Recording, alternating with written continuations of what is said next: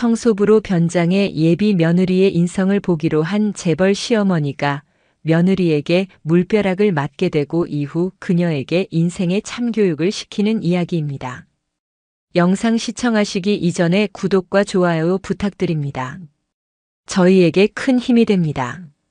도시의 심장부, 그 중에서도 가장 높은 곳에서만 숨 쉴 수 있는 자들을 위한 공기가 따로 존재한다면 유다희는 그 공기를 마시기 위해 태어난 여자였다. 그녀의 현실은 지하철의 퀴퀴한 먼지와 편의점 폐기 음식의 시큼한 냄새로 가득했지만 그녀의 정신은 언제나 구름 위를 거닐었다. 28, 뜨겁지도 차갑지도 않은 미지근한 나이. 하지만 다희의 야망은 용암처럼 들끓었다. 그녀는 자신의 인생이라는 도화지에 평범이라는 물감을 단 한 방울도 묻히고 싶지 않았다. 그녀의 목표는 명확했다. 대한민국 재계 서열 최상위권에 군림하는 제2그룹의 황태자 최정우. 그의 이름은 단순한 이름이 아니었다. 그것은 곧 권력이었고 부였으며 다희가 갈망하는 모든 것의 결정체였다. 신문과 잡지는 그의 사진을 실어 나르기 바빴고 SNS는 그의 사소한 행적 하나하나를 신화처럼 떠받들었다. 하지만 다희가 주목한 것은 그의 화려한 배경이 아닌 사진 속 그의 눈빛에 서린 아주 미세한 그늘, 외로움의 흔적이었다. 저것이야말로 내가 비집고 들어갈 틈이다. 다희는 확신했다. 계획은 치밀했다. 그녀는 지난 1년간 최정우라는 인간을 해부하고 분석했다. 그의 취미는 고전 미술 감상, 특히 인상파 화가들의 작품을 선호했다. 그는 클럽이나 파티보다는 조용한 서재나 갤러리를 즐겨 찾았고 시끄러운 음악보다는 쇼팽의 녹턴을 들으며 위스키를 마시는 남자였다. 그의 어머니 제2그룹의 실질적인 안주인인 민선의 여사는 언론 노출을 극도로 꺼리는 인물이었지만 간간히 흘러나오는 정보들을 종합해본 결과 그녀는 진짜와 가짜를 가려내는 날카로운 감시관을 가진 얼음처럼 차가운 지성의 소유자였다. 다희는 먼저 자신의 모든 것을 지웠다. 반지하 월세방에 살며 온갖 아르바이트로 생계를 꾸리는 유다희는 없었다. 대신 프랑스에서 미술사를 전공하고 돌아온 큐레이터 스텔라 유가 태어났다. 그녀는 아르바이트로 번 돈과 대출까지 끌어모아 명품 옷과 가방 몇 점을 샀다. 물론 모두 최정우의 취향에 맞춘 로고가 드러나지 않으면서도 최고급 소재와 섬세한 디자인이 돋보이는 것들이었다. 그녀는 몇 달간 미술사 책을 통째로 외웠고 와인과 위스키의 종류, 그리고 그것을 음미하는 법을 유튜브를 보며 익혔다. 그녀의 말투, 걸음걸이, 심지어 찻잔을 드는 손가락의 각도까지 모든 것이 상류층의 그것처럼 보이도록 피나는 연습을 거듭했다. 거미줄은 최정우가 후원하는 한자선 갤러리 행사에서 처음 쳐졌다. 다희는 그가 어떤 그림 앞에서 가장 오래 머무는지, 누구와 대화를 나누는지, 무엇을 마시는지를 멀리서 지켜보았다. 마침내 그가 모네의 수련 연작 앞에 섰을 때 다희는 준비한 듯 다가갔다. 그녀는 그림에만 시선을 고정한 채 마치 혼잣말처럼 프랑스어로 속삭였다. 빛의 조각들이 물 위에서 춤을 추는군요. 모네는 찰나의 순간을 영원으로 붙잡는 법을 알았던 마법사 같아요. 그것은 완벽하게 계산된 대사였다. 최정우의 시선이 그림에서 그녀에게로 옮겨왔다. 예상했던 반응이었다. 그는 유창한 프랑스어로 되물었다. 프랑스에서 오셨나 봅니다. 다희는 살짝 놀란 듯한 그러나 기분 좋은 미소를 지으며 고개를 돌렸다. 그리고 최정우와 눈이 마주친 순간 그녀는 아주 잠깐 찰나의 순간에 당황한 기색을 내비쳤다. 이 또한 철저히 연습한 연기였다. 너무 능숙하게 대처하면 속이 보일 수 있다. 약간의 허술함, 그러나 그마저도 사랑스러운 매력으로 포장하는 것이 핵심이었다. 아, 죄송합니다. 너무 아름다운 그림이라 저도 모르게. 네, 파리에서 공부했습니다. 스텔라 유라고 합니다. 그렇게 시작된 대화는 물 흐르듯 자연스럽게 이어졌다. 다인은 최정우가 아는 것을 그보다 조금 덜 아는 척 그의 설명에 감탄하고 그의 지식에 존경을 표하는 방식으로 대화를 이끌었다. 그녀는 자신의 의견을 내세우기보다는 그의 의견을 경청하고 동의했으며 가끔씩은 핵심을 찌르는 질문을 던져 그가 더 신나서 이야기하게 만들었다. 남자란 특히 최정우처럼 모든 것을 다 가진 남자는 자신의 지성을 뽐낼 수 있는 상대에게 끌리기 마련이라는 것을 다인은 잘 알고 있었다. 그날 이후 그들의 만남은 우연을 가장하여 계속되었다. 다인은 그의 동선을 파악하고 있다가 그가 자주 가는 서점의 고전 코너에서 그가 즐겨 찾는 LP바에서 우연히 마주쳤다. 그녀는 결코 먼저 아는 척하지 않았다. 그가 먼저 자신을 알아보고 반갑게 말을 걸게 만들었다. 그렇게 몇 번의 우연이 겹치자 그것은 필연처럼 느껴지기 시작했다. 최정우는 서서히 스텔라 유라는 여자에게 빠져들었다. 그녀는 그가 만났던 다른 여자들과 달랐다. 제2그룹의 후계자라는 타이틀을 보고 접근하는 여자, 노골적으로 자신의 집안을 과시하는 여자들과는 격이 달랐다. 그녀는 재물에 초연한 듯 보였고 예술과 지적인 대화를 사랑했으며 무엇보다 자신의 세계가 확고한 사람처럼 보였다. 그리고 가장 중요한 것은 그녀가 자신을 최정우라는 한 인간으로 봐준다는 착각을 심어준 것이었다. 다이의 거짓말은 점점 더 정교하고 대담해졌다.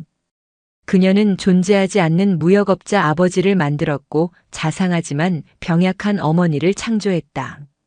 그녀의 가족은 현재 홍콩에 거주하며 자신은 독립해서 한국에 잠시 들어와 있다는 설정을 덧붙였다. 그녀가 사는 오피스텔은 사실 강남의 고급 주상복합인 것처럼 꾸며졌고 그녀는 단 한 번도 최정우를 자신의 진짜 집 근처로는 데려간 적이 없었다. 모든 만남은 강북의 고급 레스토랑이나 호텔 라운지 혹은 그의 차 안에서 이루어졌다. 그녀의 연기는 너무나 완벽해서 때로는 자기 자신마저 속아 넘어갈 지경이었다. 그녀는 허름한 반지하 방 침대에 누워 눈을 감으면 지중해가 내려다 보이는 홍콩의 대저택 테라스에서 아침을 맞는 상상을 했다. 그 상상 속에서 그녀는 더 이상 유다이가 아니었다. 그녀는 모두가 부러워하는 제2그룹의 며느리 스텔라 최였다. 나랑 결혼해 줄래요, 스텔라? 만난 지 6개월이 되던 어느 날 밤 한강이 내려다 보이는 최고급 레스토랑에서 최정우가 다이아몬드 반지를 내밀며 청혼했을 때 다이는 심장이 터질 듯한 희열을 느꼈다. 그러나 그녀의 얼굴에 드러난 것은 감동과 수줍음으로 물든 눈물이었다. 그녀는 떨리는 목소리로 그러나 분명하게 대답했다. 네, 정우 씨. 좋아요. 거미줄은 마침내 먹잇감을 완전히 올가매는 데 성공했다. 이제 남은 것은 거미줄을 더욱 튼튼하게 만드는 일, 바로 제2그룹의 여왕거미 민선의 여사의 관문을 통과하는 것이었다. 다이는 반지를 낀 자신의 손을 내려다보며 미소 지었다.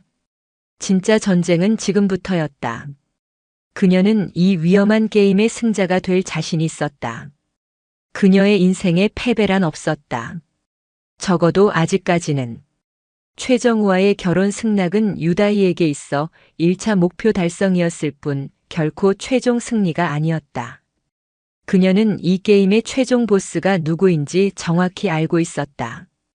제2그룹의 회장 최건일은 대외적인 얼굴마담일 뿐 그룹의 실질적인 의사결정과 가문이 모든 대소사는 그의 아내 민선의 여사의 손끝에서 이루어진다는 것은 재계의 공공연한 비밀이었다. 민선의. 그 이름은 단순한 사모님의 이름이 아니었다. 그것은 제2가라는 견고한 성을 지키는 가장 높고 두꺼운 성벽과도 같았다. 언론에 노출된 그녀의 사진은 몇 장 없었지만 한결같이 온화한 미소 속에 칼날 같은 지성을 숨기고 있는 듯한 인상이었다. 그녀는 자선 활동에 거액을 기부하면서도 그 사실이 알려지는 것을 극도로 꺼렸고 공식 석상에서는 꼭 필요한 말이 아니면 입을 열지 않았지만 그녀의 한마디는 제2그룹의 주가를 움직일 만큼의 무게를 가졌다. 다인은 민선애에 대한 정보를 긁어 모으기 시작했다. 최정우에게는 그저 어머님에 대해 더 많이 알고 싶어요. 사랑하는 사람의 어머니시잖아요. 라는 순수한 호기심으로 포장하여 질문을 던졌다. 어머니? 글쎄. 그냥 어머니지. 엄격하실 땐 무섭도록 엄격하시고 다정하실 땐 한없이 다정하시고. 아, 그리고 가짜를 정말 싫어하셔. 사람이든 물건이든. 진실되지 않은 건 딱 질색하시지. 최정우의 말은 다희의 심장을 서늘하게 만들었지만 동시에 그녀의 투지를 불태웠다. 가짜를 싫어한다고. 그렇다면 내가 진짜가 되면 그만이다. 머리부터 발끝까지 영혼의 가장 깊은 곳까지 진짜 상류층으로 위장하면 되는 것이다. 다희는 자신의 스텔라 유라는 캐릭터에 깊이를 더하기 시작했다. 그녀는 단순히 미술사를 전공한 큐레이터가 아니라 대대로 문화계에 영향력을 행사해 온 유서 깊은 가문의 후손이라는 설정을 추가했다. 증조 할아버지는 일제강점기 때 우리 문화재를 지켜낸 독립운동가였고 할아버지는 유명한 서예가였으면 아버지는 그 유지를 이어받아 해외에 흩어진 우리 문화재를 되찾아오는 일을 하는 애국적인 무역업자라는 그럴듯하지만 확인할 길은 없는 스토리를 만들어냈다. 이 이야기는 최정우의 애국심과 자부심을 자극하기에 충분했고 그는 다희의 가문에 대해 깊은 존경심을 갖게 되었다. 상견례 날짜가 잡혔다. 장소는 제2의 가문의 사람들이 가족 식사를 할 때만 이용한다는 철저히 회원제로 운영되는 프렌치 레스토랑 라 시엘. 하늘이라는 뜻의 이름처럼 도시의 가장 높은 빌딩 꼭대기에 위치하여 서울의 야경을 발 아래에 두고 식사를 할 수 있는 곳이었다. 다희는 결전의 날을 위해 자신의 모든 것을 쏟아부었다.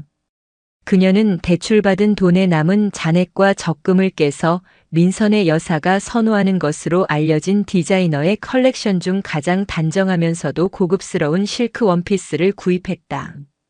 화려한 보석 대신 할머니에게서 물려받았다는 설정의 자그마한 진주 귀걸이를 착용했다. 그녀의 모든 선택은 과시하지 않지만 기품이 흐르는 이미지를 연출하기 위한 철저한 계산의 결과물이었다. 상견례 당일 다희는 약속 시간보다 30분 먼저 라 시엘에 도착했다. 먼저 도착해서 차분하게 마음을 가다듬고 민선의 여사를 맞이하는 것이 예의라고 판단했다. 레스토랑 입구에 들어서는 순간 다희는 자신이 다른 세계에 발을 들여놓았음을 직감했다. 은은한 샹들리에 조명, 부드러운 카펫, 그리고 공기 중에 떠다니는 희미한 백합 향기까지. 모든 것이 그녀가 꿈꿔왔던 세계의 모습 그대로였다. 예약하신 최정우님 일행이신가요? 지배인이 정중하게 물었다. 다희는 우아하게 고개를 끄덕이며 대답했다. 네. 제가 조금 일찍 도착했네요. 먼저 들어가서 기다려도 될까요? 물론입니다, 스텔라 유님. 이쪽으로 안내해 드리겠습니다. 지배인이 자신을 스텔라 유라고 부르는 순간 다희는 짜릿한 쾌감을 느꼈다. 모두가 자신을 그렇게 알고 있다. 이제 세상은 유다이가 아닌 스텔라 유를 기억할 것이다. 창가 가장 좋은 자리에 안내받은 다희는 꼿꼿한 자세로 앉아 서울의 야경을 내려다보았다. 수많은 불빛들이 마치 보석처럼 반짝였다. 저 불빛들 아래 어딘가에 자신의 진짜 집인 반지하 월세방이 있을 것이다. 다희는 경멸의 미소를 지었다. 곧 저런 곳과는 영원히 작별이다. 그때였다. 한쪽 구석에서 청소용 카트를 끄는 중년의 여인이 다희의 눈에 들어왔다. 그녀는 낡고 색이 바랜 유니폼을 입고 있었고 머리에는 수건을 두르고 있었다.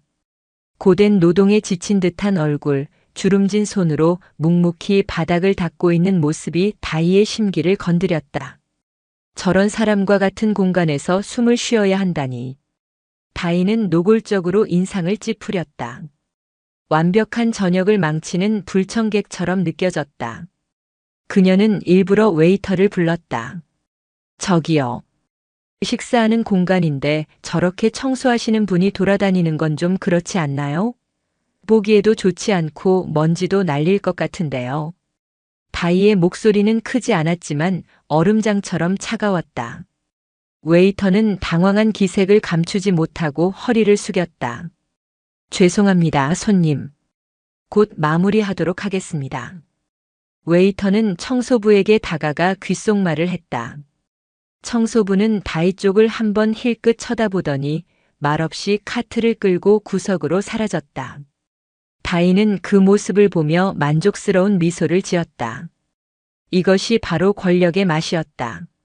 자신의 말 한마디에 상황이 통제되는 것. 잠시 후 최정우에게서 문자가 왔다. 어머니가 차가 조금 막히신데. 나 먼저 가고 있을게. 거의 다 왔어. 다이는 핸드백에서 작은 거울을 꺼내 자신의 얼굴을 점검했다. 완벽했다. 흐트러짐 없는 머리카락, 우아한 미소, 자신감 넘치는 눈빛. 민선의 여사가 어떤 사람이라도 이 스텔라 유를 마음에 들어 하지 않을 수 없을 것이다. 그녀가 거울을 내려놓는 순간 아까 그 청소부가 다시 나타났다. 이번에는 물통과 걸레를 들고 다이의 테이블 바로 옆에 있는 거대한 화분 쪽으로 다가왔다. 화분 받침에 고인 물을 닦으려는 모양이었다. 다이는 또다시 불쾌감이 치밀어 오르는 것을 느꼈다. 왜 하필 여기야? 정말 눈치 없는 아줌마네. 다이는 일부러 헛기침을 하며 불편한 심기를 드러냈다. 하지만 청소부는 아랑곳하지 않고 묵묵히 자신의 일에만 집중했다. 그녀가 몸을 숙여 화분 받침을 닦으려던 순간 어머 하는 작은 비명과 함께 그녀의 손에 들려있던 물통이 기울어졌다. 그리고 차가운 물줄기가 정확히 다이가 오늘을 위해 거금을 주고 산 실크 원피스 위로 쏟아졌다. 약! 다이의 입에서 날카로운 비명이 터져나왔다. 차가운 물이 비싼 실크 원피스를 적시며 허벅지까지 흘러내리는 불쾌한 감촉. 그러나 그보다 더 끔찍한 것은 오늘 이 완벽한 날을 망쳐버렸다는 사실이었다. 그녀의 머릿속에서 이성과 계산이 끊어지는 소리가 났다. 아니, 지금 뭐 하는 거예요? 다이는 벌떡 자리에서 일어나며 고함을 질렀다. 그녀의 우아한 스텔라 유의 가면이 산산조각 나는 순간이었다. 그녀의 눈은 분노로 이글거렸고 목소리는 평소의 나긋나긋함이라고는 찾아볼 수 없을 만큼 날카롭고 공격적이었다. 죄송합니다, 손님. 정말 죄송합니다. 제가 실수로. 청소부는 어쩔 줄 몰라 하며 허리를 숙이고 젖은 손으로 다이의 치마를 닦으려는 신용을 했다. 그 모습에 다이의 분노는 극에 달했다. 어딜 만져. 그 더러운 손으로. 다이는 기겁하며 청소부의 손을 뿌리쳤다. 그녀의 입에서는 정제되지 않은 경멸과 혐오가 폭포수처럼 쏟아져 나왔다. 눈은 어디다 두고 다니는 거야? 이게 어떤 옷인 줄 알아? 당신 같은 사람이 평생 벌어도 못 사는 옷이야. 알아? 일부러 그랬지? 내가 아까부터 거슬렸지? 그래서 일부러 물 쏟은 거지. 레스토랑 안의 모든 시선이 그들에게로 쏠렸다. 조용히 식사를 하던 손님들, 분주하게 움직이던 직원들 모두가 숨을 죽인 채 이 소란을 지켜보고 있었다. 그러나 다이는 아무것도 보이지 않았다. 오직 자신의 망가진 원피스와 눈앞의 초라한 청소부, 그리고 끓어오르는 분노만이 존재할 뿐이었다. 죄송합니다. 정말 일부러 그런 게 아닙니다. 변상해 드리겠습니다. 청소부가 기어들어가는 목소리로 말했다. 그 말은 오히려 불에 기름을 붓는 격이었다. 변상? 당신이 뭘로? 당신 한 달 월급으로 이 옷에 실 한 오락이라도 살 수 있을 것 같아? 말이라고 함부로 내뱉지 마. 당신 같은 사람들은 그래서 안 되는 거야. 주제 파악도 못하고 책임지지도 못할 일만 저지르지. 다이는 이성을 완전히 잃었다. 그녀는 자신이 지금 어디에 있는지, 누구를 기다리고 있는지조차 잊어버린 듯 했다. 그녀의 머릿속에는 오직 이 상황을 만든 저 여자에 대한 증오심만이 가득했다. 바로 그때 레스토랑 입구에서 익숙한 목소리가 들렸다. 스텔라 씨? 최정우였다. 그는 방금 도착한 듯 이 갑작스러운 소란에 당황한 표정으로 다희를 바라보고 있었다. 다희는 그를 보자 잠시 정신이 번쩍 들었지만 이미 엎질러진 물이었다. 그녀는 이 상황을 자신에게 유리하게 만들어야 한다고 본능적으로 생각했다. 그녀는 금세 눈가에 눈물을 그렁거리며 피해자의 얼굴을 했다. 정우 씨. 흑. 이 사람이 제 옷에 물을 쏟았어요. 그런데 사과도 제대로 안 하고.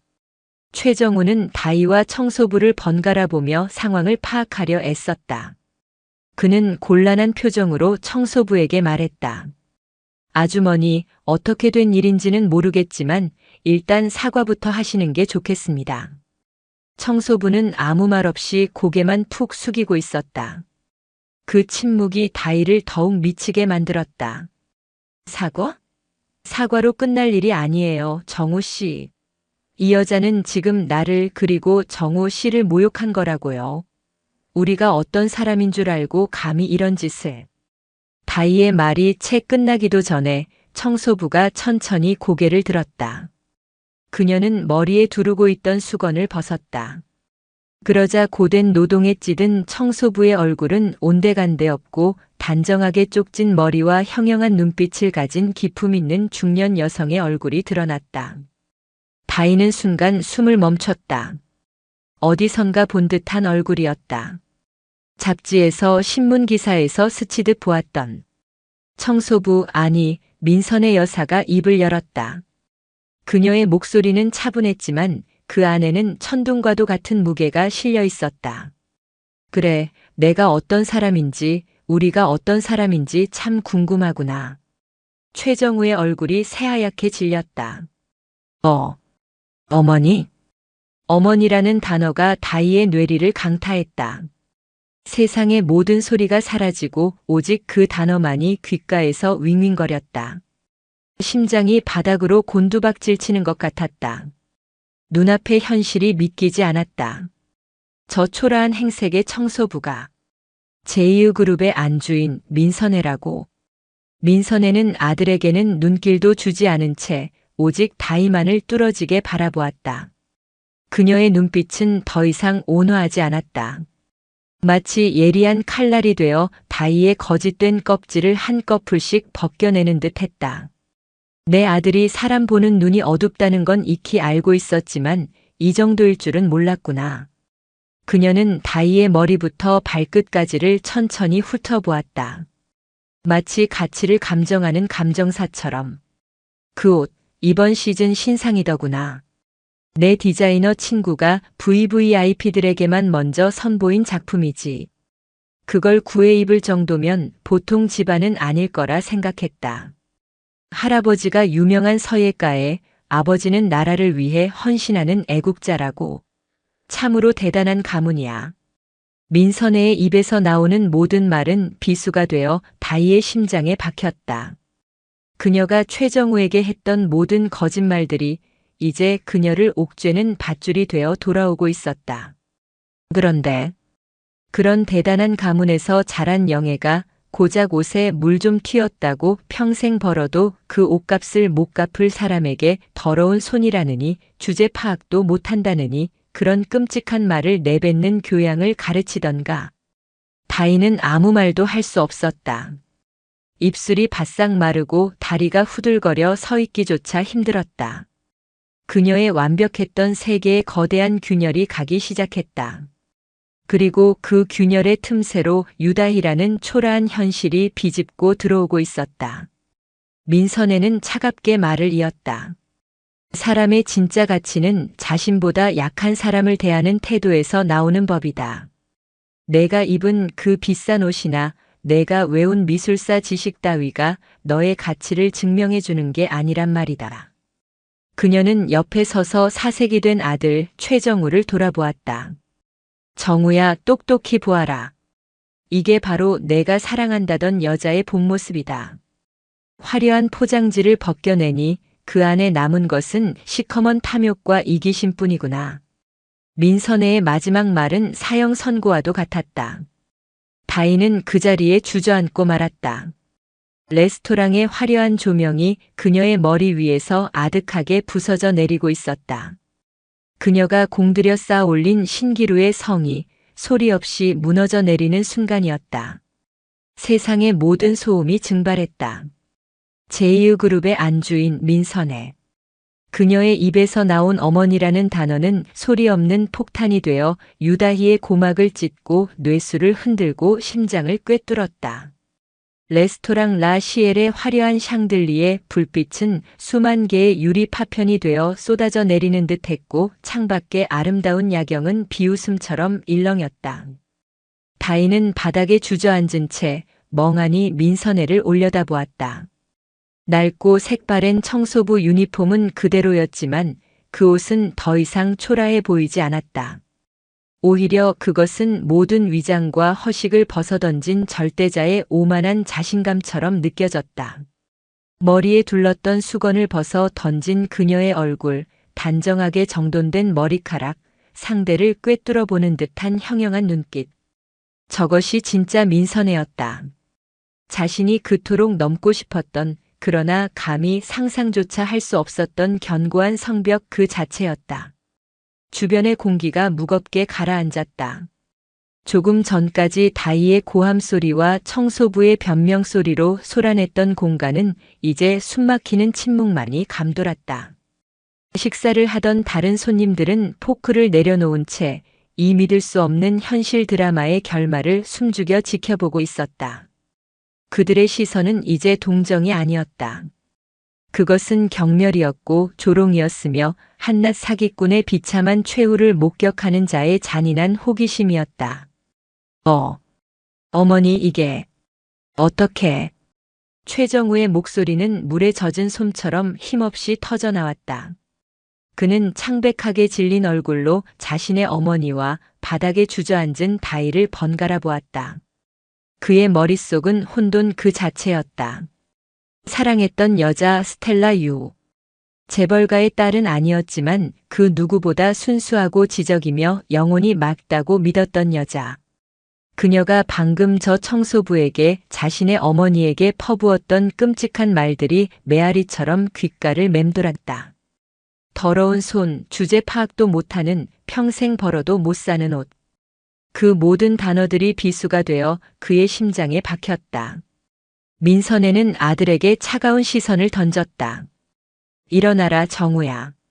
더는 볼썽 사나운 꼴 보이지 말고. 그녀의 목소리에는 실망감이 가득했다. 아들에 대한 실망감 그리고 이 모든 상황에 대한 혐오감.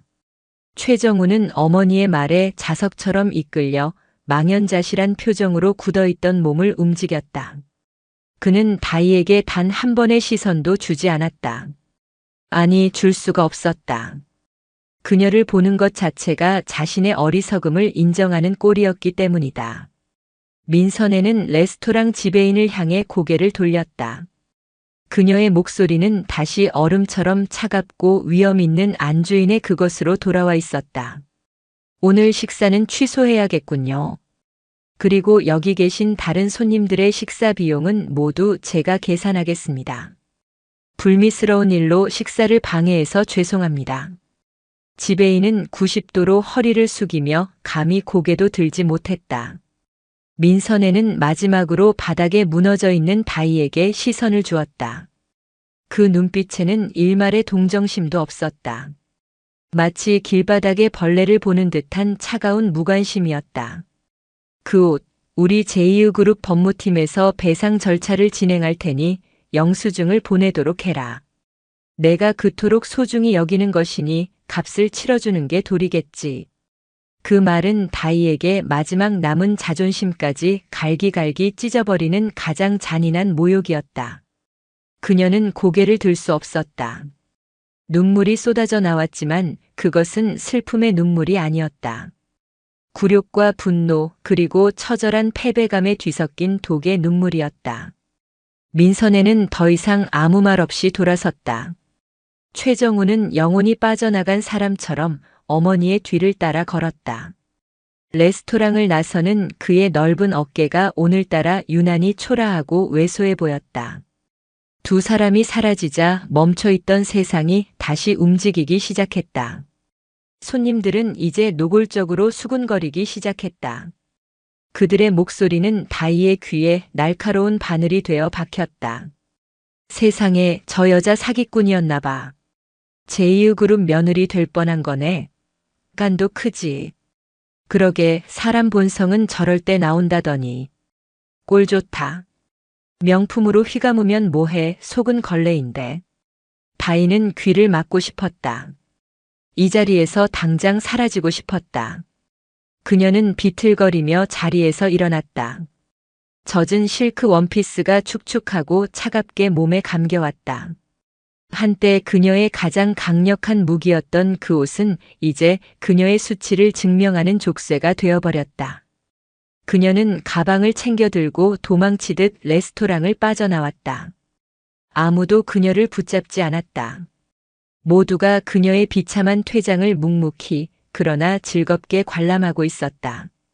엘리베이터의 거울에 비친 자신의 모습은 처참했다.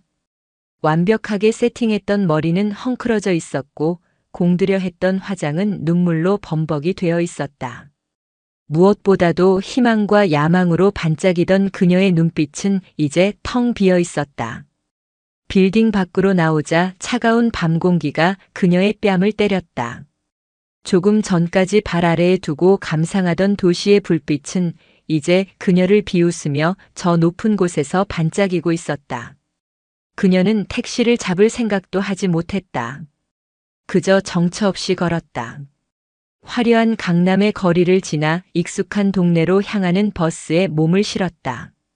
버스 창문에 비친 자신의 초라한 모습과 창밖으로 빠르게 스쳐 지나가는 풍경의 괴리감이 그녀를 더욱 비참하게 만들었다.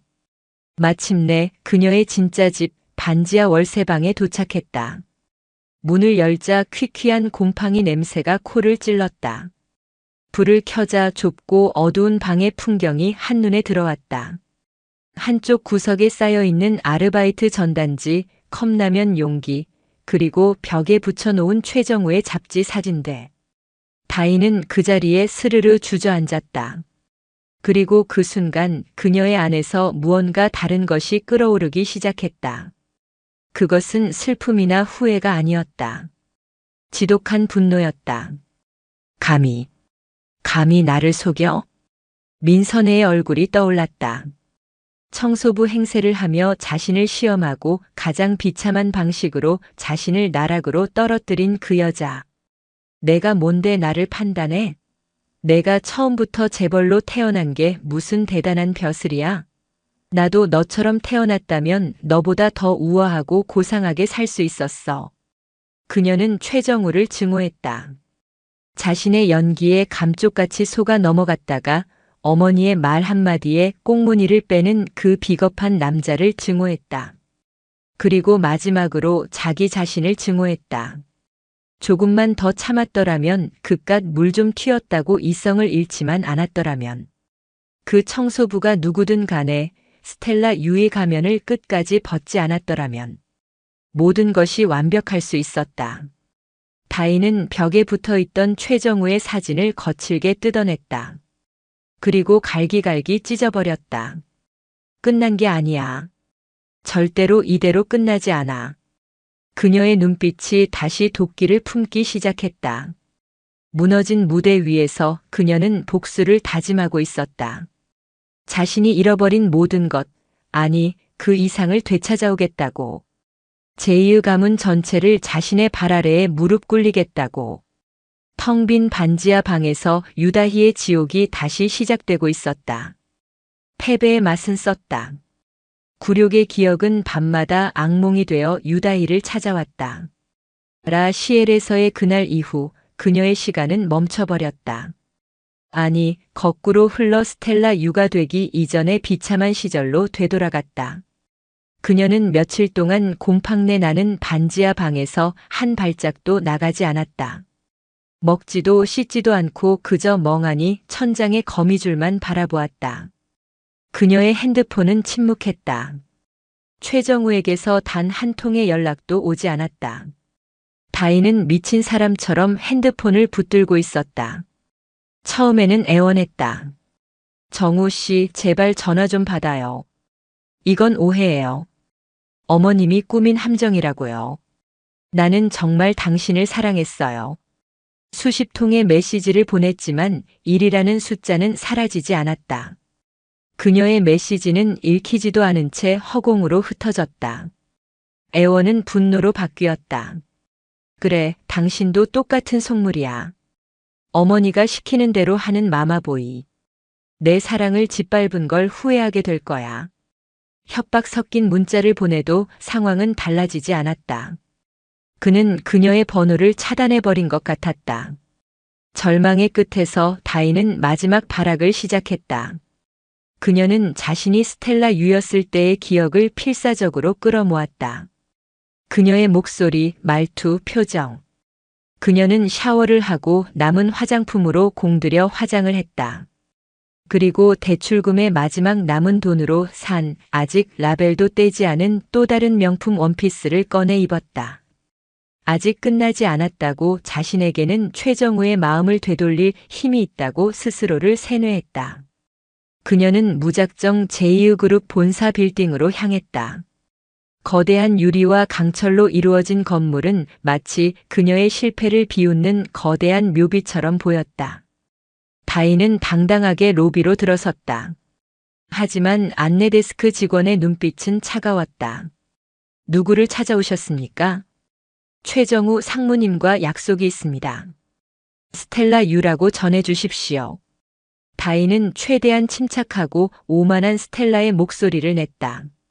직원은 잠시 컴퓨터를 들여다보더니 경멸이 섞인 눈빛으로 그녀를 쳐다보았다.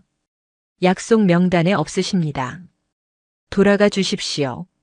아니, 뭔가 착오가 있을 거예요. 직접 통화하게 해주세요. 다희가 언성을 높이자 근처에 있던 보안 요원 2명이 그녀에게 다가왔다. 아가씨, 여기서 이러시면 안 됩니다. 그들의 손이 그녀의 팔을 잡으려던 순간이었다. 무슨 소란이지? 익숙한 목소리. 엘리베이터에서 내린 최정우였다. 그는 며칠 사이에 수척해진 모습이었지만 그의 눈빛은 다희가 알던 따뜻한 남자의 것이 아니었다. 그는 싸늘하고 냉정한 기업의 상무 최정우였다. 다희는 보안 요원들의 손을 뿌리치고 그에게 달려갔다. 그녀의 눈에서는 다시 연기의 눈물이 흘러나왔다. 정우 씨, 역시 여기 있었군요. 내가 얼마나 찾았는데. 그날은 정말 미안했어요. 내가 잠시 이성을 잃었나 봐요. 너무 놀라서. 하지만 내 마음은 진심이었어요. 당신을 사랑하는 마음은. 최정우는 한 걸음 뒤로 물러섰다. 그 작은 움직임이 다희와 그 사이에 넘을 수 없는 강을 만들었다. 그는 지독히 피곤하고 경멸적인 표정으로 그녀를 내려다보았다. 유다혜 씨. 그가 스텔라가 아닌 유다희라고 부른 순간 다희의 심장이 쿵 내려앉았다. 그는 모든 것을 알고 있었다. 당신에 대해 알아봤어. 프랑스 유학? 큐레이터? 무역업자 아버지? 전부. 거짓이더군. 그의 목소리는 낮고 차분했지만 그 어떤 고함보다도 날카롭게 다희의 심장을 파고들었다. 로비의 모든 사람들이 그들의 대화에 귀를 기울이고 있었다. 다희는 사방에서 날아오는 시선에 살이 꿰뚫리는 듯한 고통을 느꼈다. 아니, 그건 설명할 수 있어요, 정우 씨. 당신에게 잘 보이고 싶어서. 됐어. 최정우는 그녀의 말을 잘랐다. 거짓말보다 더 용서할 수 없는 게 뭔지 알아? 당신의 그 추악한 본성이야. 내 어머니가 청소부 옷을 입고 있었다는 이유 하나만으로 당신이 퍼부었던 그 말과 행동들. 그게 당신의 진짜 모습이야. 내가 사랑했던 건 당신이 만들어낸 허상일 뿐이었어. 그는 품 안에서 수표 한 장을 꺼내 다이에게 내밀었다. 이건 뭐예요? 다이는 떨리는 손으로 수표를 받아들었다. 거기에는 그녀가 평생 만져보지도 못할 만큼의 큰 금액이 적혀 있었다. 순간 그녀의 눈에 희망의 빛이 스쳤다. 위자료인가? 아직 그에게 미련이 남은 것인가? 하지만 이어지는 최정우의 말은 그 신락 같은 희망마저 잔인하게 끊어버렸다. 어머니께서 전해주라고 하시더군. 그날 당신이 입고 있던 옷값이야. 그렇게 소중히 여기는 것 같아서. 이걸로 당신과 우리 제이의 가문 사이에 있었던 모든 불미스러운 일 깨끗하게 정리하지. 여기에는 당신의 연기력에 대한 대가도 포함되어 있으니 부족하지는 않을 거야. 수표는 돈이 아니었다. 그것은 모욕이었고 낙인이었다. 너는 고작 이 정도의 가치밖에 되지 않는 사기꾼이라는 제이의 가문의 공식적인 선언이었다. 다이의 얼굴에서 핏기가 사라졌다. 그녀는 수표를 든 채 부들부들 떨었다. 어떻게 나한테 이럴 수 있어? 돌아가. 그리고 다시는 내 눈앞에, 우리 가족 앞에 나타나지 마. 한 번만 더 이런 일이 생기면 이 수표가 아니라 법무팀의 소환장이 가게 될 테니까. 최정우는 차갑게 돌아섰다. 그의 뒷모습에는 단 한 줌의 미련도 연민도 남아있지 않았다. 그는 완전히 다른 사람이 되어 있었다. 상무님, 최정우 씨. 다이가 울부짖었지만 그는 뒤돌아보지 않았다. 보안 요원들이 다가와 그녀의 팔을 거칠게 잡았다. 나가시죠, 아가씨. 그녀는 짐짝처럼 질질 끌려 제2그룹 빌딩 밖으로 내쳐졌다. 회전문을 통과하는 순간 그녀의 하이힐 한쪽이 벗겨져 바닥에 나뒹굴었다. 마치 동화 속 신데렐라처럼. 하지만 그녀에게는 왕자도 행복한 결말도 없었다.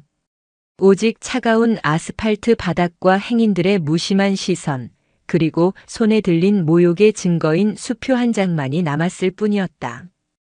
유다희의 화려했던 신데렐라의 꿈은 그렇게 가장 가혹하고 비참한 방식으로 막을 내렸다. 시간은 상처를 무디게 만들지만 흉터까지 지우지는 못한다. 몇 달의 시간이 흘렀다. 최정우는 일에 미친 사람처럼 매달렸다. 그는 유다희 사건으로 구겨진 자신의 체면과 어머니의 신뢰를 회복하기 위해 필사적이었다. 새벽에 출근해서 자정이 넘어 퇴근하는 날들이 반복되었다. 그의 얼굴에서는 웃음기가 사라졌고 눈빛은 이전보다 더욱 냉철하고 날카로워졌다. 사람들은 제2그룹의 황태자가 철이 들었다고 수군거렸다. 민선애는 그런 아들의 모습을 묵묵히 지켜보았다. 아들이 받은 상처가 깊다는 것을 알았지만 그녀는 이것이 아들이 성장하기 위해 반드시 치러야 할 성장통이라고 생각했다. 어느 날 저녁 그녀는 서재에서 서류에 파묻혀 있는 아들을 찾아갔다. 정우야, 잠시 쉬는 게 어떻겠니? 일만 하다가는 내가 먼저 쓰러지겠다. 괜찮습니다, 어머니. 할 일이 많습니다. 일보다 중요한 건 사람이다. 내가 이번 일로 사람에 대한 믿음을 잃었을까봐 걱정이구나. 민선애는 제2그룹 산하복지재단 서류를 아들의 책상 위에 올려놓았다. 우리 재단에서 후원하는 소외계층 아이들 공부방이 있는데 일손이 많이 부족한 모양이다. 잠시 회사 일은 접어두고 그곳에 가서 봉사활동이라도 하거라. 돈과 서류 뒤에 가려진 진짜 세상을 좀 보고 오라는 뜻이다. 최정우는 마지못해 어머니의 제안을 받아들였다. 사실 그는 누구도 만나고 싶지 않았다. 사람을 만나는 것 자체가 피곤하고 불쾌했다. 모든 사람이 자신에게 무언가를 바라는 것처럼 느껴졌고 모든 미소 뒤에 검은 속내가 숨겨져 있는 것 같았다. 다음 주 그는 허름한 옷으로 갈아입고 자신의 신분을 숨긴 채 서울 변두리에 위치한 햇살 공부방을 찾아갔다. 낡고 비좁은 상가 건물 2층에 위치한 공부방은 아이들의 웃음소리와 책 읽는 소리로 가득했다. 하지만 페인트가 벗겨진 벽과 삐걱거리는 책상들은 이곳의 열악한 환경을 고스란히 보여주고 있었다. 최정우가 쭈뼛거리며 안으로 들어섰을 때 한 여자가 그를 맞았다. 안녕하세요. 오늘부터 오시기로 한자원 봉사자분이시죠? 한지수라고 합니다. 아이들 가르치는 교사예요. 티셔츠에 청바지, 화장기 없는 수수한 얼굴, 질끈 묶은 머리. 유다희와는 모든 것이 정반대인 여자였다. 그녀의 미소는 꾸밈이 없었고 눈빛은 맑고 당당했다. 최정우는 짧게 자신을 정우라고만 소개했다. 그의 봉사활동은 어색하게 시작되었다. 그는 아이들에게 다가가는 법도 그들의 눈높이에 맞춰 이야기하는 법도 몰랐다. 그저 한쪽 구석에서 낡은 책들을 정리하거나 고장난 의자를 고치는 일을 묵묵히 할 뿐이었다. 그런 그의 눈에 한지수라는 여자가 들어오기 시작했다. 그녀는 아이들에게는 더없이 다정한 선생님이었지만 잘못된 행동을 했을 때는 단호하게 꾸짖을 줄 아는 사람이었다. 산수 문제를 못 푸는 아이의 머리를 쓰다듬으며 몇 번이고 차근차근 설명해 주었고, 아이들끼리 다툼이 일어났을 때는 양쪽의 이야기를 모두 들어보고 공평하게 해결해 주었다. 어느 날 공부방에 배식 봉사를 온 아주머니가 실수로 국그릇을 엎었다. 바닥은 순식간에 미역국으로 흥건해졌다. 아주머니는 어쩔 줄 몰라 하며 미안해서 어떡해 라며 울상을 지었다. 그 순간 최정우의 머릿속에는 라 시엘에서의 끔찍한 기억이 스쳐 지나갔다. 그는 자신도 모르게 몸이 굳었다. 하지만 한지수의 반응은 달랐다. 그녀는 인상 한 번 찌푸리지 않고 활짝 웃으며 말했다. 어머니 괜찮아요. 바닥 청소하면 되죠. 미역국이 미끄러우니 넘어지지 않게 조심하셔요. 그녀는 익숙하게 대걸레를 가져와 바닥을 닦기 시작했다. 몇몇 아이들도 고사리 같은 손으로 휴지를 가져와 그녀를 도왔다. 그 모습을 멍하니 바라보던 최정우는 자신도 모르게 다가가 그녀의 손에서 대걸레를 건네받았다. 제가 하겠습니다. 한지수는 잠시 놀란 눈으로 그를 보더니 이내 고맙다는 듯 미소를 지었다. 그 꾸밈없는 미소 앞에서 최정우는 자신을 올가매던 단단한 껍질에 작은 균열이 생기는 것을 느꼈다. 한편 세상에서 잊혀진 여자 유다희는 어떻게 지내고 있을까? 최정우가 준 수표로 그녀는 급한 빚을 모두 갚았다. 그리고 남은 돈으로 허름한 반지하를 벗어나 아주 작은 원룸을 구했다. 그녀는 밖으로 나가지 않았다. 하루 종일 침대에 누워 핸드폰만 들여다보는 것이 그녀의 유일한 일과였다. 그녀는 제2그룹 관련 기사를 강박적으로 검색했다. 최정우의 소식을 집요하게 추적했다.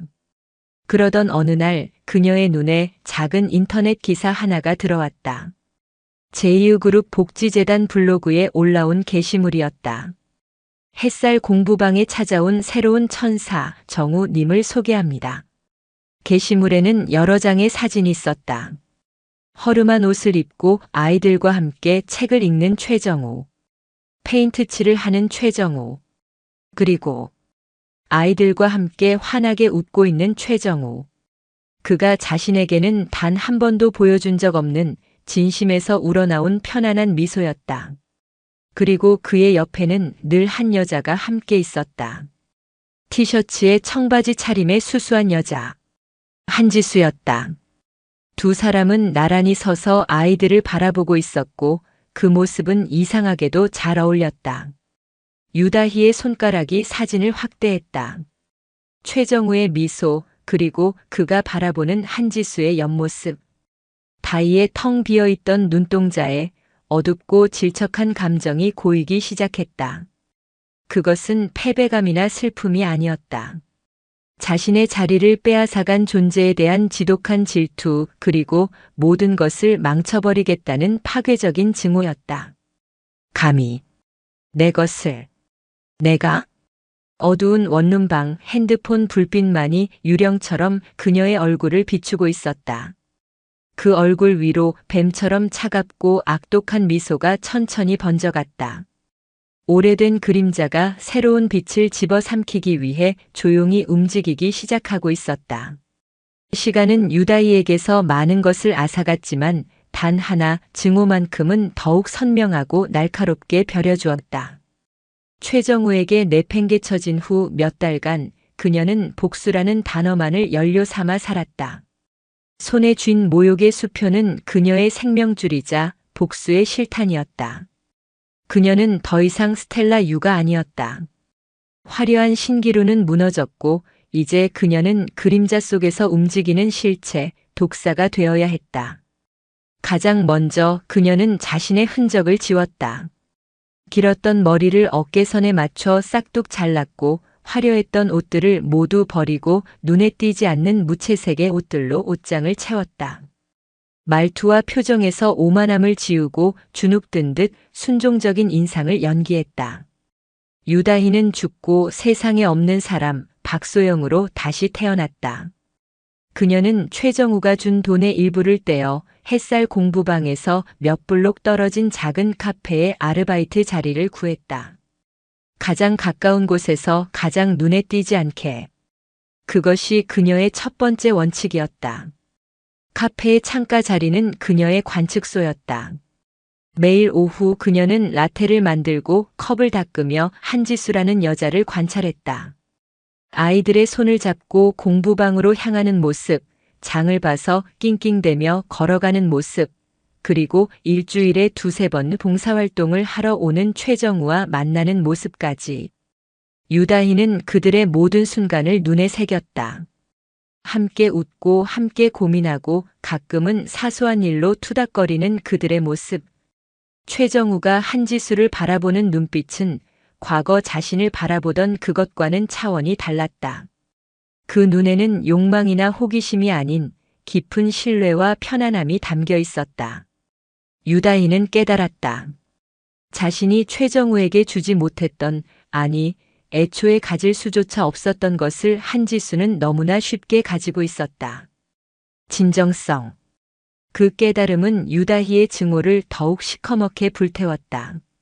저 여자 한지수의 가장 강력한 무기가 바로 저 진정성이라면 바로 그것을 부숴버려야 했다. 그녀를 자신과 똑같은 위선자 사기꾼으로 만들면 되는 것이다. 한지수의 세상은 햇살 공부방과 아이들, 그리고 후원자들의 선의로 이루어져 있었다. 그렇다면 바로 그 기반을 송두리째 무너뜨리면 된다. 복수의 계획은 거미줄처럼 촘촘하게 짜이기 시작했다. 그것은 단순한 공격이 아닌 상대의 영혼을 파괴하기 위한 정교한 공작이었다. 첫 번째 단계는 재정적 함정이었다. 유다희는 대포 통장을 개설하고 해외에 서버를 둔 유령 법인의 이름을 빌려 얼굴 없는 독지가 행세를 했다. 그리고 햇살 공부방의 후원 계좌로 거액의 돈을 익명으로 입금했다. 공부방 사람들은 물론 한지수도 갑자기 나타난 거액의 후원자에 감격하며 기뻐했다. 유다희는 그 모습을 카페에서 지켜보며 차갑게 미소 지었다. 덫에 놓을 달콤한 미끼였다. 다음으로 그녀는 한지수의 통장으로 돈이 흘러들어간 것처럼 조작할 증거를 만들기 시작했다. 포토샵으로 정교하게 위조한 입금 내역서, 그리고 결정적인 증거가 될 물건. 그녀는 몇 날 며칠을 고민한 끝에 최고급 백화점에서 명품 브랜드의 카드 지갑을 하나 샀다. 너무 과하지 않으면서도 가난한 공부방 선생님의 월급으로는 절대 살 수 없는 절묘한 가격대의 물건이었다. 이것을 한지수의 소지품에 몰래 넣어두면 횡령의 완벽한 증거가 될 터였다. 두 번째 단계는 평판 공격이었다. 유다희는 지역 맘카페와 학부모 커뮤니티에 여러 개의 유령 아이디를 만들어 가입했다. 그리고 햇살 공부방에 아이를 보내는 걱정 많은 엄마를 연기하기 시작했다. 처음에는 아주 사소한 불만을 암시하는 글부터 올렸다. 선생님이 아이들마다 조금씩 차별하는 것 같아 속상하네요. 공부방 운영이 좀 투명하지 않은 것 같아요. 그녀는 낮에 카페에서 관찰하며 얻은 정보들을 교묘하게 비틀었다. 한 아이가 넘어져 울었던 날의 사진을 올리며 요즘 공부방에서 안전사고가 잦네요. 선생님이 아이들을 잘 돌보지 않는 것 같아요 라고 썼다.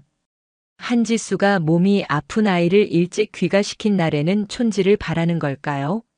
특정 아이에게만 유독 관대한 것 같아 씁쓸합니다라며 의혹을 제기했다. 마지막 그리고 가장 중요한 단계는 내부의 배신자를 만드는 것이었다. 유다희는 공부방 학부모들 중 가장 불만이 많고 다른 엄마들과 어울리지 못하는 한 명을 점찍었다. 자신의 아이가 특별 대우를 받길 원하지만 한지수의 공평한 원칙에 내심 불만을 품고 있던 여자였다. 유다희는 박소영이라는 서글서글한 카페 알바생의 가면을 쓰고 그녀에게 접근했다. 아이를 칭찬하며 환심을 샀고 그녀의 하소연을 진심으로 들어주는 척하며 공감대를 형성했다. 그리고 결정적인 순간 맘카페의 흉흉한 소문들을 마치 자신은 믿지 않는다는 듯 걱정스럽다는 투로 운을 띄웠다. 어머님, 요즘 인터넷에 공부방 얘기가 많던데. 아니겠죠? 지수 선생님 저렇게 착해 보이시는데. 그녀의 의심이라는 불씨에 유다희는 교묘하게 기름을 부었다. 사실 저도 카페에서 일하면서 좀 이상한 걸 보긴 했어요.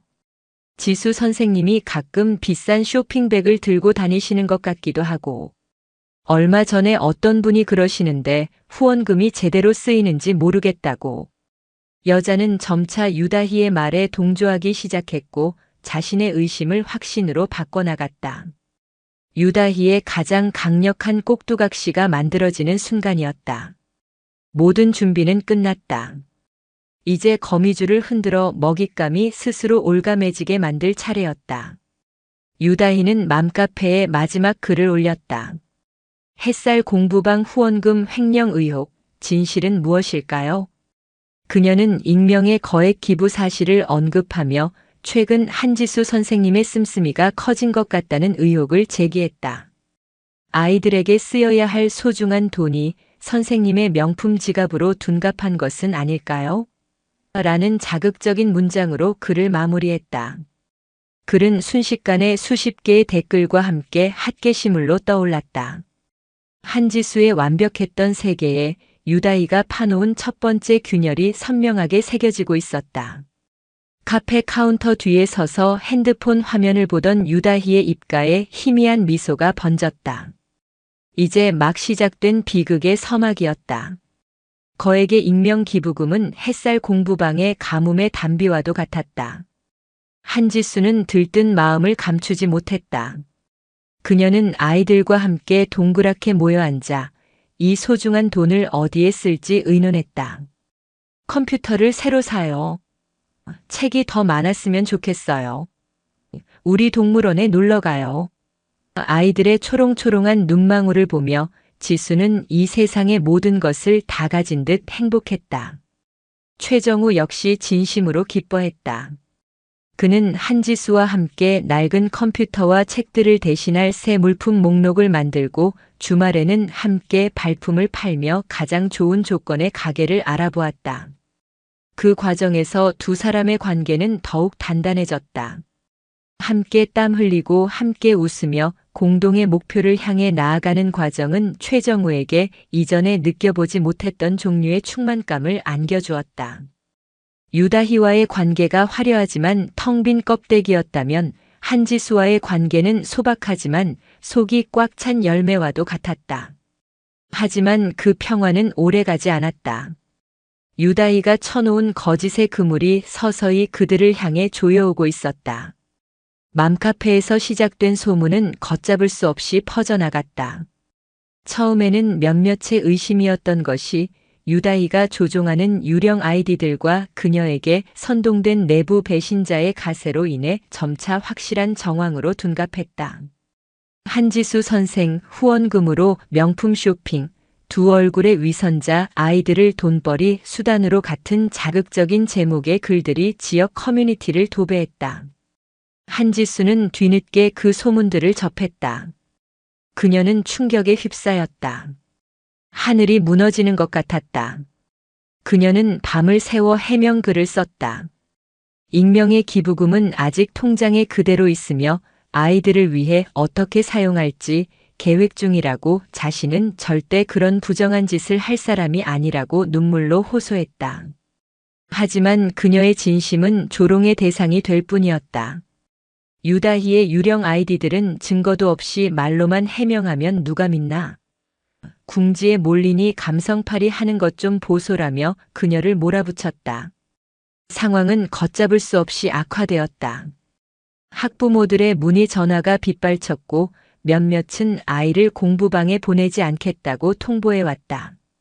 늘 아이들의 웃음소리로 가득했던 공부방에는 의심과 불신의 무거운 공기가 감돌기 시작했다. 최정우는 분노했다. 그는 당장 제2그룹의 법무팀과 홍보팀을 동원해 이 말도 안 되는 루머의 근원지를 찾아내고 유포자들을 모조리 고소하려 했다. 지수 씨, 걱정 말아요. 내가 다 해결할게요. 이런 저급한 흑색 선전, 뿌리까지 뽑아버릴 테니까. 하지만 한지수는 그의 제안을 거절했다. 아니요, 정우 씨. 그렇게 하지 마세요. 왜요? 저들을 그냥 내버려 두자는 말이에요? 정우 씨의 힘을 빌리는 순간 저들의 말이 사실이 되는 거예요. 돈 많은 남자친구 뒤에 숨어서 힘으로 덮으려 한다는 저들의 프레임을 우리가 스스로 증명하게 되는 거라고요.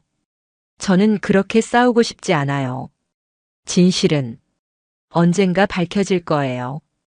그녀의 고집에 최정우는 답답했지만 그녀의 신념을 꺾을 수는 없었다. 그는 대신 불만을 제기하는 학부모들을 개별적으로 만나 설득하려 애썼다. 하지만 유다희에게 완전히 세뇌된 배신자 학부모가 중심이 되어 다른 학부모들을 선동하는 상황에서 그의 노력은 오히려 역효과를 낳았다. 제2그룹 후계자가 직접 나서서 회유하는 걸 보니 뭔가 구린 게 있긴 있나 봐. 소문은 더욱 악화될 뿐이었다. 마침내 유다희가 계획한 결정적인 순간이 찾아왔다. 배신자 학부모는 다른 학부모 몇 명을 부추겨 공부방 운영에 대한 긴급 학부모 회의를 소집했다. 그녀는 회의 도중 갑자기 한지수의 책상으로 다가가 서랍을 거칠게 열어젖혔다. 우리가 바보인 줄 아세요? 아이들 간식 살 돈은 없다고 하면서 뒤로는 이런 걸 숨겨두고 있었던 거 아니냐고요. 그녀가 꺼내든 것은 유다희가 몰래 넣어둔 명품 카드 지갑이었다. 회의실에 모여있던 모든 사람들의 시선이 그 작은 지갑에 꽂혔다. 반짝이는 금장 로고는 그 자체로 유죄 선고처럼 보였다. 한지수는 얼굴이 새하얗게 질렸다. 이게 왜 여기에? 이건 제 것이 아니에요. 그녀가 필사적으로 외쳤지만 아무도 믿지 않았다. 배신자 학부모는 승리감에 도취되어 외쳤다. 보세요. 저 뻔뻔한 거짓말. 익명의 기부금이 들어온 시기와 저 지갑을 산 시기가 맞아떨어지는지 경찰에 수사 의뢰라도 해볼까요? 익명의 기부금, 인터넷에 떠돌던 소문들, 그리고 눈앞의 결정적인 증거. 모든 조각들이 완벽하게 맞아떨어지며 한지수를 꼼짝달싹할 수 없는 횡령범으로 만들고 있었다. 그녀는 사방이 막힌 거짓의 그물에 갇혀 속수무책으로 가라앉고 있었다. 그날 밤 최정우는 회의 소식을 듣고 한달음에 공부방으로 달려왔다. 엉망이 된 회의실 한가운데 한지수는 넋을 잃은 채 홀로 앉아 있었다. 그녀의 발치에는 문제의 카드 지갑이 덩그러니 놓여 있었다. 그녀는 고개를 들어 최정우를 보았다. 그녀의 눈빛은 깊은 절망과 배신감으로 가득 차 있었다. 정우 씨, 나 이제 어떻게 해야 해요? 그녀의 떨리는 목소리에 최정우는 가슴이 미어지는 것 같았다. 그는 그녀를 힘껏 끌어안았다. 하지만 이 거대한 거짓의 그물을 어떻게 걷어내야 할지 그 역시 막막하기만 했다. 보이지 않는 적 유다희의 동리는 마침내 그들의 심장 가장 가까운 곳까지 파고들어 와 있었다. 사건은 일파만파로 커졌다. 지역 커뮤니티를 넘어 몇몇 인터넷 언론사에서 제2그룹 후원 공부방 교사의 횡령 의혹이라는 자극적인 제목으로 기사를 내보내기 시작했다. 제2그룹의 이름이 거론되자 사태는 걷잡을 수 없이 심각해졌다. 결국 제2그룹 복지재단은 공식적인 입장을 내놓을 수밖에 없었다. 해당 의혹에 대해 심심한 유감을 표하며 진상이 규명될 때까지 해당 교사의 직무를 정지하고 재단 차원의 강도 높은 감사를 실시하겠다. 직무 정지. 그 네 글자는 한지수에게 사형 선고나 다름없었다. 그녀의 삶 그 자체였던 햇살 공부방에서 그녀는 쫓겨났다. 아이들을 만날 수도 가르칠 수도 없게 되었다. 공부방은 문을 닫았고 아이들은 뿔뿔이 흩어졌다. 그녀가 아이들과 함께 쌓아 올린 모든 것이 한순간에 잿더미가 되어버렸다. 최정우와 한지수 사이에도 처음으로 깊은 균열이 생겼다. 최정우는 이성을 잃기 직전이었다. 그는 국내 최고의 로펌 변호사들을 선임하고 언론 홍보 전문가들로 팀을 꾸려 이 모든 거짓을 힘으로 짓누르려 했다. 지수 씨, 더 이상 저들의 방식대로 끌려다닐 순 없어. 우리가 가진 모든 걸 동원해서 싸워야 해. 저들을 명예훼손으로 고소하고 언론을 통해 당신의 결백을 증명해야 한다고. 하지만 한지수는 여전히 완강했다. 그녀는 텅 빈 눈으로 최정우를 바라보았다. 그럼 뭐가 달라지죠, 정우 씨? 결국 진흙탕 싸움일 뿐이에요. 설령 우리가 이긴다 해도 상처만 남을 거예요.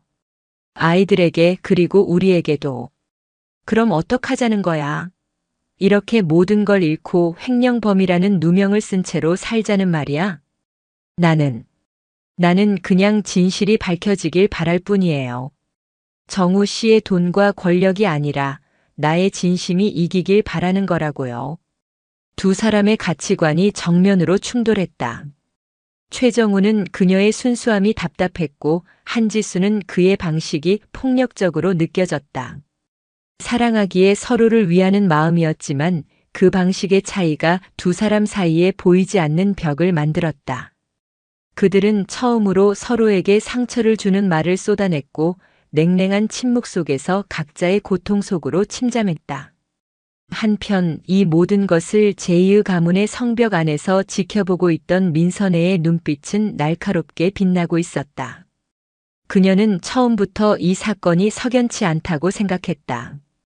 한지수라는 여자는 아들의 말과 자신의 짧은 관찰을 통해 보았을 때 이런 추악한 일을 저지를 인물이 아니었다. 무엇보다 사건이 진행되는 방식이 너무나 교묘하고 자기적이었다. 익명의 기부 뒤이은 온라인 여론전, 그리고 결정적인 순간에 터져나오는 증거. 이것은 우연이 아니라 누군가에 의해 정교하게 설계된 함정이었다. 그리고 그 방식은 왠지 모르게 익숙했다. 한 사람의 얼굴이 그녀의 뇌리를 스쳐 지나갔다. 화려한 겉모습 뒤에 시커먼 탐욕을 숨기고 있던 여자. 마지막 순간 증오와 도끼로 가득 차 있던 그 눈빛. 유다희. 설마 그 아이란 말인가? 민선혜는 즉시 자신의 직속 비서실과 보안팀에 비밀 지시를 내렸다. 햇살 공부방 사건의 배후를 캐봐. 한지수 선생을 고발한 학부모들부터 최초로 루머가 퍼지기 시작한 인터넷 게시글까지. 먼지 한 톨이라도 놓치지 말고 샅샅이 훑어봐. 특히 그 주변에 최근 나타난 낯선 인물이 있는지 확인해 보도록.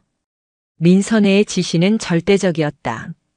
제2그룹의 최고 정예 인력들이 조용히 그리고 신속하게 움직이기 시작했다. 그들은 돈과 권력으로 증거를 조작하는 것이 아니라 흩어져 있는 진실의 조각들을 하나씩 맞춰나가기 시작했다. 카페 창가에 앉아 유다희는 이 모든 상황을 즐기고 있었다. 한지수의 추락, 최정우의 고뇌, 그리고 완벽하게 성공한 자신의 계획. 그녀는 승리감에 도취되었다. 그녀는 증명해냈다. 세상에 진실한 것은 없다고. 모든 인간은 욕망과 의심 앞에 무너진다고. 한지수 역시 자신과 다를 바 없는 존재라는 것을 만천하에 보여주었다. 이제 최정우도 깨달았을 것이다. 자신이 얼마나 어리석었는지, 그리고 자신이 버린 여자가 어떤 존재였는지를. 그녀는 이제 마지막 한 수를 기다리고 있었다. 최정우가 절망에 빠져 자신을 찾아오기를. 내 말이 맞았어, 다희야. 세상은 믿을 게 못 돼. 라며 무릎 꿇기를. 그것이 그녀의 복수의 최종장이 될 터였다. 하지만 그녀가 모르는 것이 있었다. 폭풍의 가장 고요한 중심, 그 눈 속에서 자신을 겨누고 있는 더 거대한 존재가 있다는 것을. 며칠 후 민선혜의 책상 위에 보고서 한 부가 올라왔다. 거기에는 수십 장의 CCTV 사진과 통신 기록 분석 자료가 담겨 있었다. 민선혜의 보안팀은 루머가 집중적으로 게시된 시간대에 햇살 공부방 근처 카페의 공용 와이파이가 사용된 사실을 밝혀냈다. 그리고 마침내 찾아낸 결정적인 한 장의 사진. 카페 CCTV에 찍힌 창가 구석 자리에 앉아 노트북을 들여다보고 있는 한 여자의 모습. 야구 모자를 깊게 눌러쓰고 있어 얼굴이 명확하게 보이지는 않았다. 하지만 그 옆모습의 선, 어깨의 각도, 그리고 무엇보다 화면 너머로도 느껴지는 그 차갑고 음울한 분위기.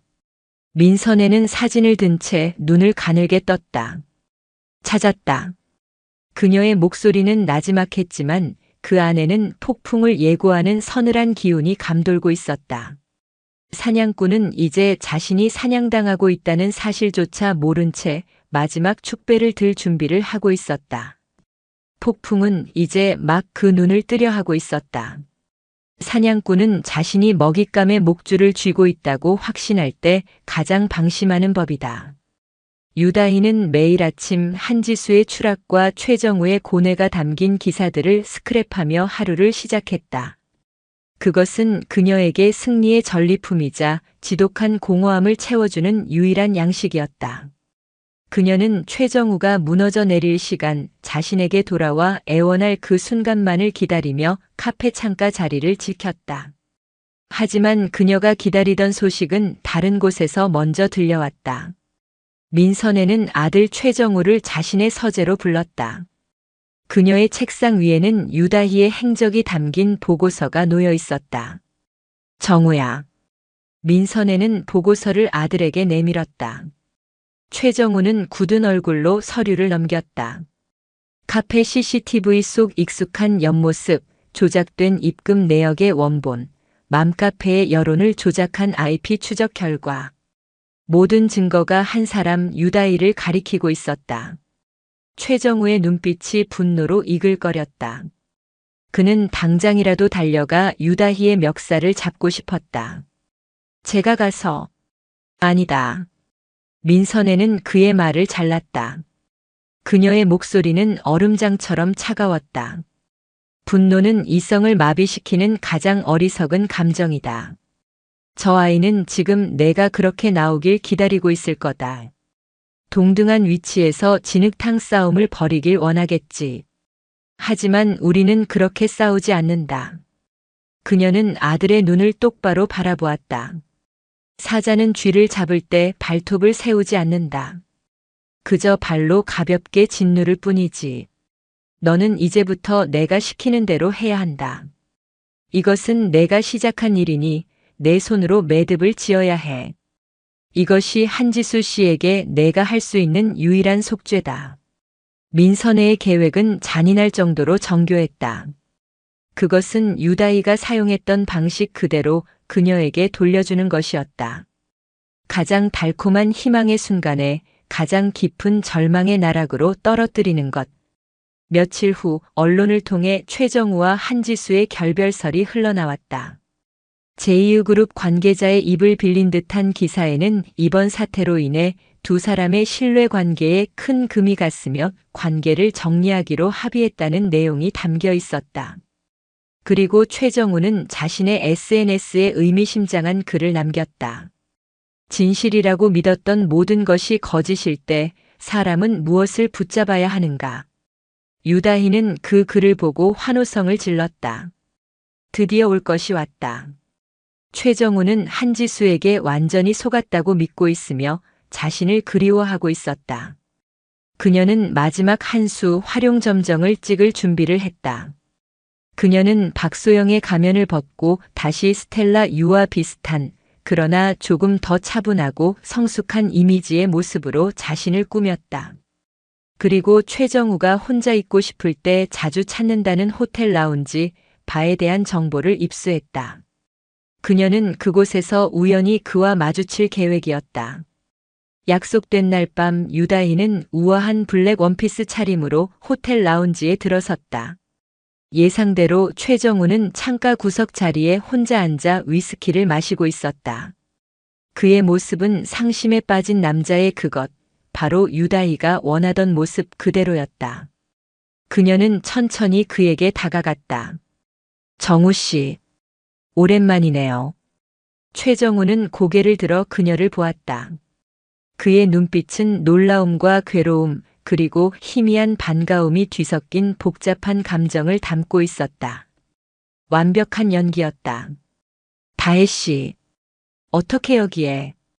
그냥 바람 쐬러 나왔다가요. 많이 힘들어 보여요. 두 사람은 어색한 침묵 속에서 술잔을 기울였다. 최정우는 민선혜의 각본대로 한지수에게 배신당한 상처 입은 남자를 연기했다. 내가 사람 보는 눈이 없었나 봐요. 당신 말이 맞았는지도 모르겠어요. 유다희는 그 말에 온몸에 전율이 흐르는 것을 느꼈다. 승리가 눈앞에 있었다. 그녀는 동정심 가득한 표정을 지으며 그의 손등을 부드럽게 감쌌다. 힘들었죠? 괜찮아요. 이제라도 알았으면 된 거예요. 원래 순진한 얼굴 뒤에 더 무서운 걸 숨기고 있는 법이거든요. 진실하지 못한 사람은 언젠가 이렇게 다 드러나게 되어 있어요. 그녀가 승리에 도취되어 자신의 덫에 스스로 걸어 들어오는 말을 내뱉는 바로 그 순간이었다. 라운지 바의 가장 안쪽 프라이빗 룸의 문이 소리 없이 열렸다. 그리고 그 안에서 걸어 나온 사람은 민선혜였다. 그녀의 옆에는 굳은 표정의 변호사들과 모든 것을 체념한 듯 고개를 숙인 배신자 학부모, 그리고 창백하지만 흔들림 없는 눈빛의 한지수가 서 있었다. 유다희의 심장이 쿵 바닥으로 떨어졌다. 진실하지 못한 사람은 언젠가 다 드러나게 되어 있다. 참 좋은 말이구나. 민선혜는 유다희가 앉아있는 테이블로 다가왔다. 그녀의 손에는 작은 태블릿 PC가 들려 있었다. 그녀는 테이블 위에 태블릿을 올려놓고 재생 버튼을 눌렀다. 화면에는 카페 CCTV 영상이 흘러나왔다. 노트북 앞에서 무언가를 열심히 타이핑하고 있는 유다희의 모습.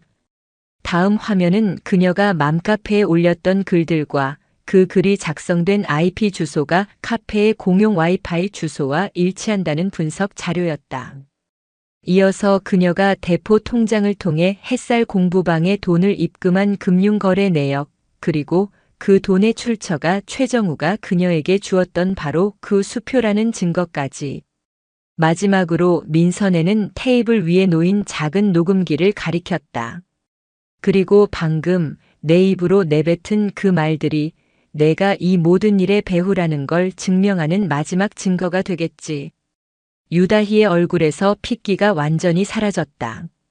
그녀의 머릿속이 하얗게 비었다. 함정이었다.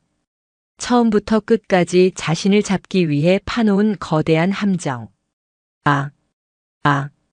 그녀는 아무 말도 하지 못하고 무너져 내리는 최정우를 바라보았다. 그의 눈빛은 더 이상 상심에 빠진 남자의 것이 아니었다. 그 눈에는 지독한 경멸과 혐오만이 가득했다. 모든 것이 끝났다. 유다희의 얼굴에서 우아함과 동정심의 가면이 벗겨지고 패배한 짐승의 일그러진 맨얼굴이 드러났다. 그녀는 갑자기 날카롭게 소리치기 시작했다. 그래. 내가 그랬다. 왜? 너희 같은 것들은 처음부터 모든 걸 다 가졌잖아. 나는 죽을 힘을 다해서 기어 올라가려고 해도 너희는 손가락 하나로 나를 짓밟았어. 이게 불공평하다고 생각하지 않아? 그녀의 울부짖음은 심연의 메아리처럼 공허하게 라운지를 맴돌았다. 민선애는 그런 그녀를 차갑고 서늘한 눈으로 내려다보았다. 그 눈빛에는 분노가 아닌 깊은 연민이 담겨 있었다. 너는 우리와 싸운 게 아니다. 너는 너 자신의 그 끝없는 열등감과 공허함과 싸운 거지. 그리고 결국 너는 내 자신에게 패배한 것이다. 민선애는 변호사에게 고갯짓을 했다. 명예훼손, 업무방해, 사문서 위조. 적용 가능한 모든 법적 책임을 묻도록 하세요. 합의나 선처는 일절 없을 겁니다. 유다희는 보안 요원들에게 양팔을 붙들려 질질 끌려나갔다. 그녀의 악에 바친 고함 소리가 복도를 따라 멀어져 갔다. 그녀가 그토록 갈망했던 화려한 세계의 정점에서 그녀는 가장 비참한 방식으로 심연 속으로 추락했다. 사건의 진실은 제2그룹의 공식 발표를 통해 세상에 알려졌다. 한지수의 누명은 벗겨졌고 햇살 공부방은 지역사회와 재단의 더 큰 후원 속에서 다시 문을 열었다. 모든 폭풍이 지나간 어느 날 오후 최정우는 다시 문을 연 공부방을 찾아갔다. 아이들의 웃음소리가 가득한 그곳에서 한지수는 예전처럼 밝은 미소로 그를 맞았다. 길고 힘든 시간은 두 사람을 더욱 단단하게 만들었다. 최정우는 그녀의 앞에 섰다. 그의 손에는 화려한 다이아몬드 반지가 아닌 아이들과 함께 서툰 솜씨로 만든 작은 들꽃 반지가 들려 있었다. 지수 씨, 나는 당신처럼 강한 사람이 아닙니다. 쉽게 속고 쉽게 무너졌죠. 하지만 당신 곁에서 진짜 강한 것이 무엇인지 배웠습니다. 나의 돈이나 배경이 아니라 당신의 진심이 되어 당신의 세상을 함께 지켜주고 싶습니다. 나와 결혼해 주시겠습니까? 한지수의 눈에서 따뜻한 눈물이 흘러내렸다. 그녀는 말없이 고개를 끄덕였다. 아이들의 환호성 속에서 두 사람은 서로를 힘껏 껴안았다. 먼 발치에서 민선애는 차 안에서 그 모습을 조용히 지켜보고 있었다. 그녀의 입가에 누구도 본 적 없는 희미하고 진실한 미소가 떠올랐다. 그녀가 평생을 바쳐 지켜온 제2그룹이라는 성벽은 이제 돈과 권력이 아닌 진실한 사랑과 강인한 신념을 가진 새로운 주인에게 이어지고 있었다. 그림자 위의 신기루는 사라졌지만 햇살 아래의 단단한 대지는 이제 막 새로운 씨앗을 품고 있었다. 영상이 유익하셨다면 구독과 좋아요, 댓글까지 부탁드리겠습니다.